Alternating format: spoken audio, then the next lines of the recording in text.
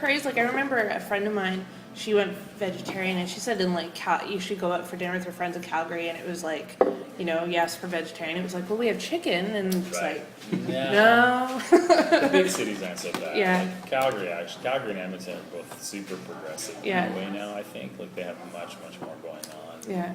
They have great mayors too. Both those cities are ahead of the curve in that way. Yeah. Winnipeg's still a bit slow to catch on. There's still, there's some great restaurants there, and a total subculture of kind of activists on the food front, food security activism is big. We have a huge agricultural industry there. Yeah. But the prevailing winds are still pretty conservative. Yeah. Unfortunately. But they're great restaurants. But this is like, I love this place. I mean, you're from Sydney. Yeah. But and you've lived in Winnipeg for quite a while. But I mean, if you could choose a city? I know you lived out here too for a little while. I did. I lived here for a year. Do you have sort of a dream place that you'd like to live when you? It's tough. That's a great question. Yeah. I ask myself that all the time. I think it's living here is really lucky. Like you guys are super lucky. I had a hard time here because I couldn't find work. And I was also touring a lot then, and from here touring is very difficult because we're so removed from a lot of different kind of markets or whatever.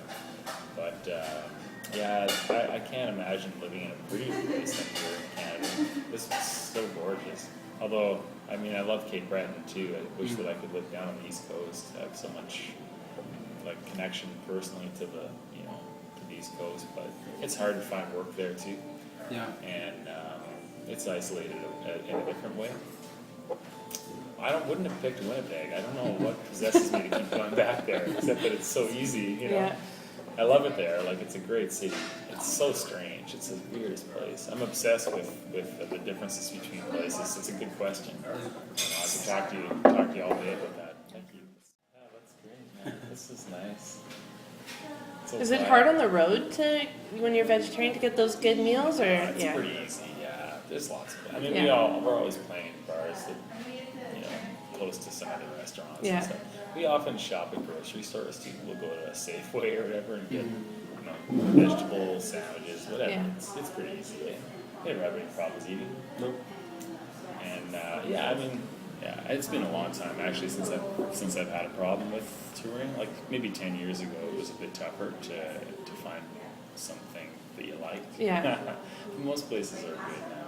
It probably changes as you get older too. Like the younger guys on the road, like I've talked to like Yukon Blonde before, and I asked them what they on the road, and it's like hot dogs from 7-Eleven or whatever. Like some of them just eat really bad. But I think probably the more you tour and the more time you spend on it, it's like you don't want to eat that stuff year after year. Some musicians aren't necessarily the sharpest tools in the shed either, and they don't treat themselves particularly well. And I don't know. I don't want to say anything. I don't know those guys. I met them once. They seem nice.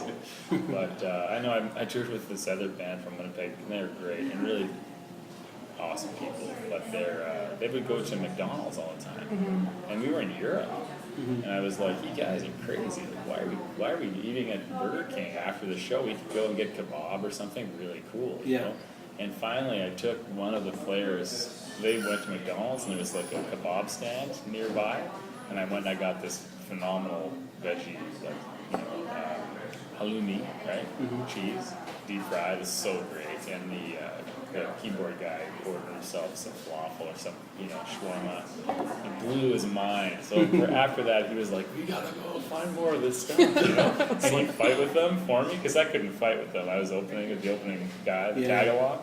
But he started to be my kind of Trojan horse in the band that would get them to go do some different things.